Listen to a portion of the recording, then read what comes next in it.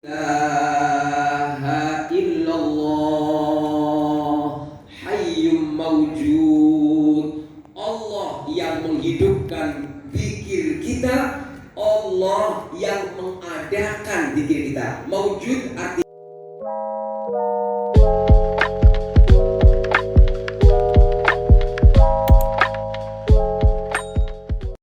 ilaha illallah hayyum mawjud. Allah yang menghidupkan zikir kita, Allah yang mengadakan zikir kita. Mawjud artinya yang merealisasikan.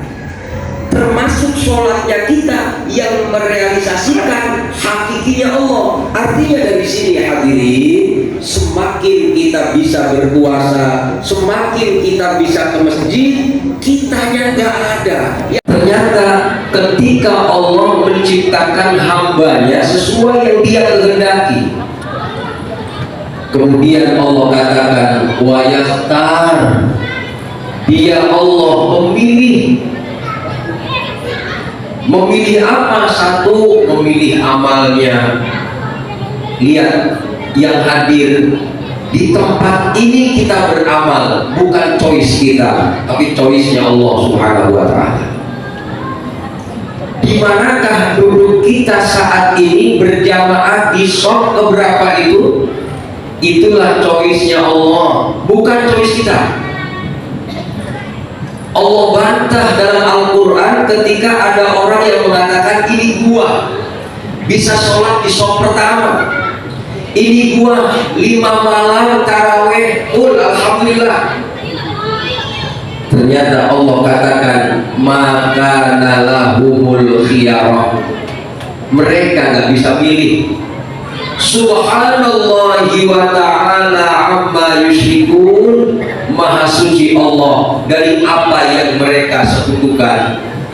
Artinya ketika kita hadir di masjid ini, yang perlu dimunculkan di hati kita, inilah hebatnya Allah, bukan hebatnya kita.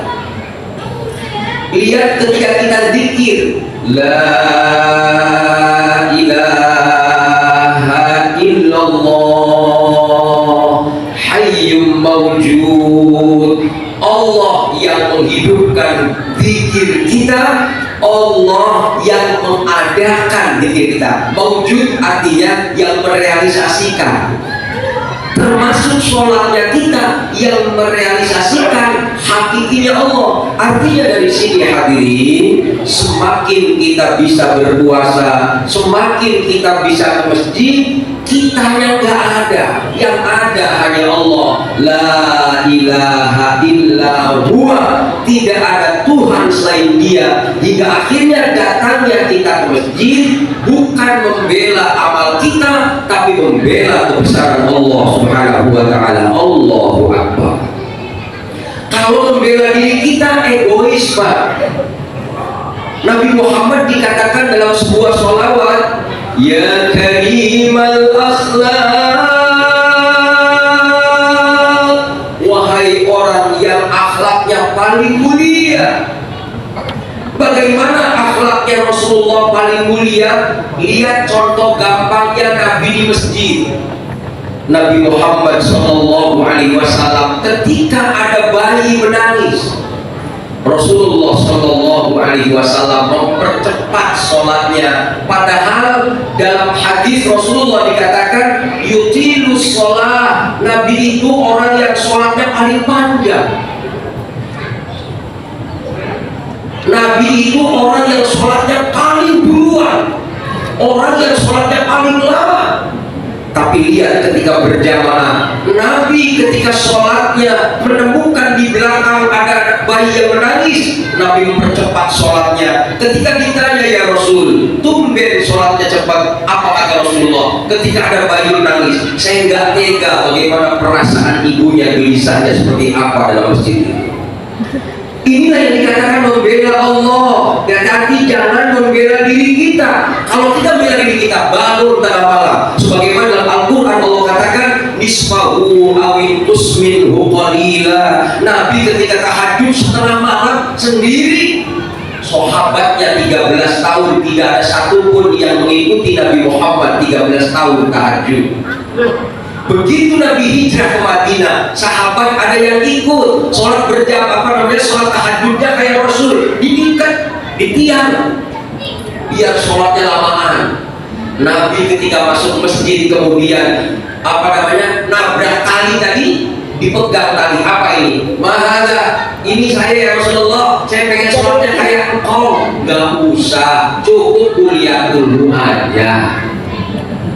Boleh jamaah Baitur Rahman dong, pakainya Al-Baqarah setengah juz. Wah, udah pernah tepar dulu. Iya, ada seorang sahabat sholatnya lama sehingga diadukan kepada Rasulullah SAW ketika menjadi imam, tidak memperhatikan jamaahnya, dipanggil sama Rasul. Betulkah kau sholatnya bacanya panjang di saat menjadi imam? Apa kata Rasul? Apa kata sahabat? Betul ya Rasulullah. Kenapa? Jangan kau jadikan fitnah di masjid ini, bikin mereka semua nyaman karena mereka makhluk Allah. Iya, mereka nggak ada yang berenang.